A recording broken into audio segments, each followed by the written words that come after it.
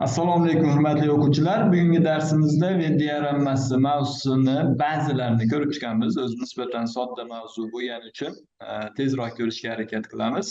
Misol uchun mana bu uchta qismdan shakllarni qanday joylash mumkin? Yashil to'rtburchakni qaysiga joylaymiz? Kvadrat bo'lmagani uchun yashil to'rtburchakni mana bu yerga joylashimiz mumkin. Ya'ni bu birinchi qism. Qizil kvadratni qayerga? Qizil kvadrat, lekin yashil bo'lmagani uchun qizil kvadratni mana bu yerga joylashim mumkin bo'ladi. Sariq aylanani bularni hech biriga joylayman. Chunki u kvadrat ham emas, yashil ham emas. Shuning uchun sariq aylanani bu yoqqa joylashim kerak bo'ladi. Hop, keyingisi to'rtinchisida diagrammada nechta uchburchak bor degan, demak uchburchaklar sonini sanab qo'yish kerak bo'ladi. Bu yerda uchburchaklar 7 ta bor ekan. Diagrammada nechta yashil shakl bor desa, yashillarni sanab qo'yish kerak. Yashil shakllar 6 ta bor ekan. Bu javobda berilgan. Endi shakllarni joylash bo'yicha qaysi birini qayerga qo'yamiz desa, mana yashil shakllar agar uchburchak bo'lsa bu yoqqa bo'ladi. Bunda bu belgi bo'ladi. Bu yashil bu, lekin uchburchak bo'lmaganlar mana bu yerga bo'ladi. Mana bu ham va mana bu ham belgi bo'ladi. Yashil lekin uchburchak emas. Uchburchak lekin yashil bo'lmaganlarni bu yerga joylaymiz. Mana shu joylashuv bo'yicha savollarga javob bersa bo'ladi. Ikkinchi qismga bitta joylasa bo'ladi, uchinchi qismga ikkita joylasa bo'ladi, birinchi qismga uchta joylasa bo'ladi. Sariq to'rtburchakni qayerga qo'yish mumkin desa, sariq to'rtburchakni hech bir qismga qo'ya olmaymiz. Chunki u yashil ham emas, to'rtburchak ham emas deyiladi. Hop. Endi sonlarni bo'linish qoidasi bo'yicha mana bu aylanaga 3 ga bo'linadigan sonlar yozilyapti, mana bu aylanaga 5 ga bo'linadigan sonlar yozilyapti. Endi sonlar nechtasi 3 ga bo'linadi desa, mana shu aylanadagi hammasini olamiz, bu 6 ta bo'ladi. Nechtasi 5 ga bo'linadi desa, mana bu aylanadagi hammasini olamiz, 7 ta bo'ladi. Nechta son 3 ga ham 5 ga ham bo'linadi desa, unda mana bu o'rtani olamiz, bunda 2 ta bo'ladi. Hop. Keyingisida shakllarda to'q sariq uchburchaklari nechta? To'q sariq uchburchak degani ham uchburchak ham to'q sariq. Mana bu yerdagi 4 tani so'rayapti. To'q sariq rangli bo'lmagan shakllar. To'q sariq bo'lmaganlar mana bu shakldan tashqari nechta? Mana shularni sanab qo'yish. 1 2 3 4 5 6 7 8 ta. Mana bu javob bo'lishi mumkin. Uchburchak ham sariq ham bo'lmaganlari nechta desa, endi mana shu aynalar tashqarisidagi 4 tasi so'ralayotgan bo'ladi. Uchburchak bo'lmagan shakllar nechta desa, mana uchburchakdan tashqaridagi shakllar 1 2 3 4 5 6 7 8 9 ta bo'lar ekan. Hop, 16-misoldan keyingilarda to'plamlar kelyapti. To'plamlarda A to'plami nechta elementi bor degan, mana shu yerda nechta son bor degan. 1 2 3 4 5 ta son bor.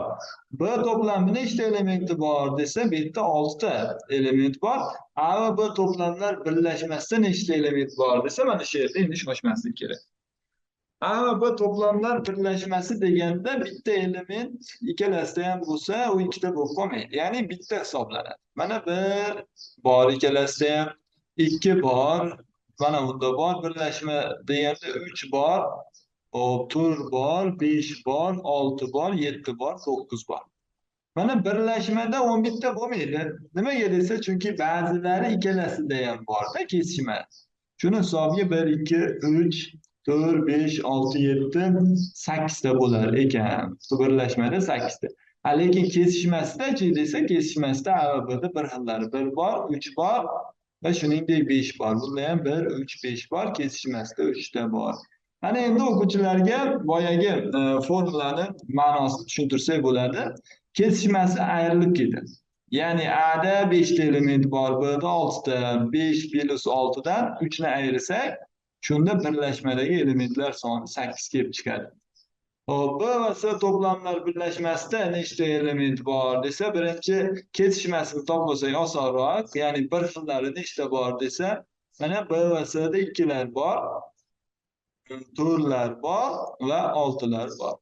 Endi demak 3 tasi birlashmada bor ekan, kesishmada. Endi birlashmada nechta bo'ladi desa, bunda 6 ta element, bunda ham 6 ta, bunda 5 ta ekan. Birlashmada nechta bo'ladi desa, 6 ga 5 ni qo'shib, 3 ni ayirish kerak bo'ladi. Bunda ham baribir 8 degan javob chiqaverar ekan. Hop. Keyingi 23-misol, 10 ta o'quvchi bor edi. 4tasi achki taqib olgan. Guruhda atga 2 ta qiz bola bor. to'rtta achchiq taqib olgan, ikkita qiz bola bor ekan. O'g'il bolalardan kamida nechtasi achchiq taqib olgan. Tasavvur qilaylik, achchiqlarni hammasini qizlar taqqan, barcha qizlarda achchiq bor desak, baribir e, ikkita, to'rtdan ikkini ayiraveramiz, baribir ikkita o'g'il bola achchiq taqqan bo'ladi. Shuning uchun eng kamida ikkita o'g'il bola deymiz. Chunki o'g'il bolalar bilan qizlardan boshqa to'plamda elementlar yo'q. Hop, mana bu endi yaranmas bo'yicha savol berilyapti. Sinfda o'g'il bolalar soni nechta? Mana bu o'g'il bolalar aynasini qo'shib chiqamiz. Mana 15 ta o'g'il bola.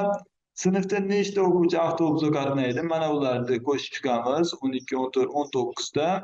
Sinfda nechta o'g'il bolalarning ko'zlari rangi ko'k desa, unda o'g'il bolalar va ko'k ko'zlilar kesishmas. Mana bu ikkalasi 6 ta deb javob beramiz.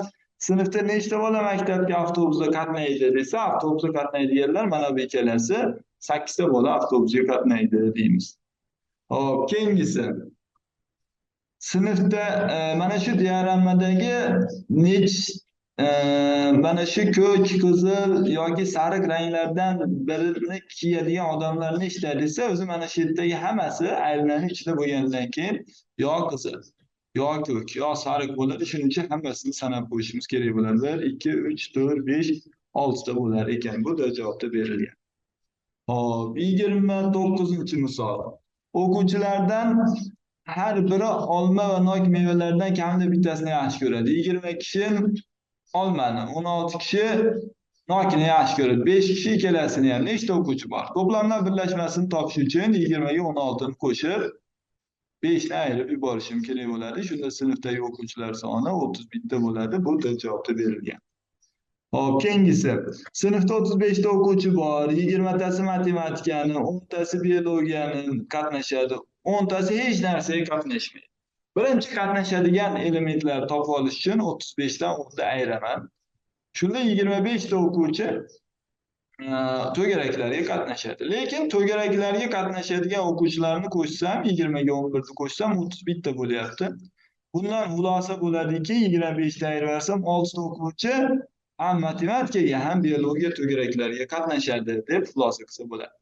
Keyingisi, o'g'il bolalardan ko'p bilan nechtasi achchiq taqadi? O'g'il bolalar 8 ta, demak 4 ta achchiqni hammasini o'g'il bolalar taqishi mumkin. Ko'pi bilan 4 tasi achchiq taqishi mumkin deb javob berishimiz kerak bo'ladi. Hop, keyingisi, kimni qayerga joylaymiz degan savol ketgan ekan. Mana Venn diagrammasida A qismiga kimni joylashimiz mumkin? A qismida uchalasi ham bor. Ham qulog'ida zirgasi bor, mana ham achkisi bor, ham sochi jingalak Filipni joylasa bo'ladi.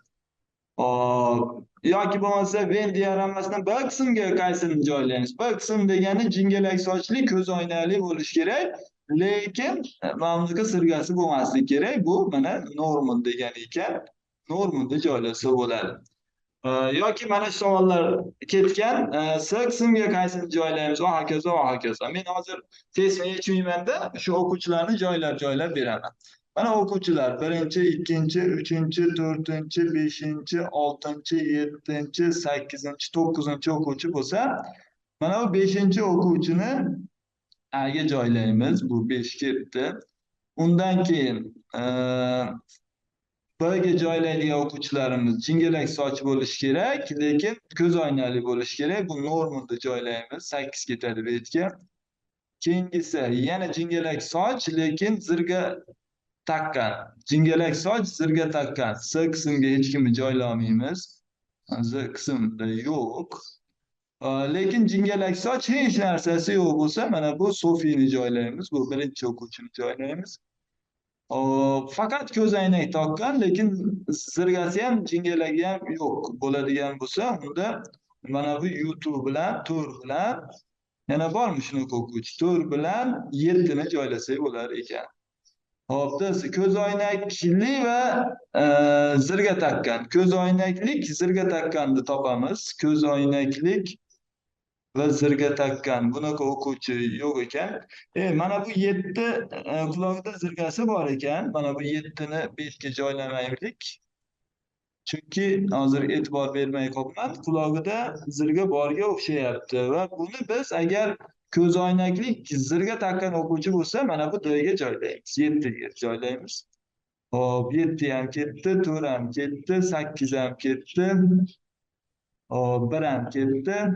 Endi quloqiga zirga taqqan, faqat zirga taqqan, ko'z oynagi ham jingalagan emas bo'lsa, buni 9 ga mana bu yerga joylaymiz.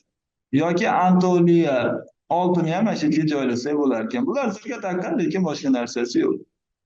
Hop, endi ikkidachi jingalagan emas, quloqiga zirga ham taqmagan va ko'z oynagi ham yo'q bo'lsa, endi buni ikkini aylanib tashqarisiga joylaymiz. Mana shu joylash bo'yicha sizlar savollarga javob berishinglar mumkin. Hop, mana shu 38 ta savol ekan. Testimiz mulohazasi shundan iborat, hurmatli o'quvchilar. Bu darsdan keyin Venn diagrammasiga doir murakkabroq misollar beramiz. Albatta buni tushungan o'quvchi keyingilarga tushunishi oson bo'ladi. Hamma o'quvchilarga omad tilaymiz. Rahmat.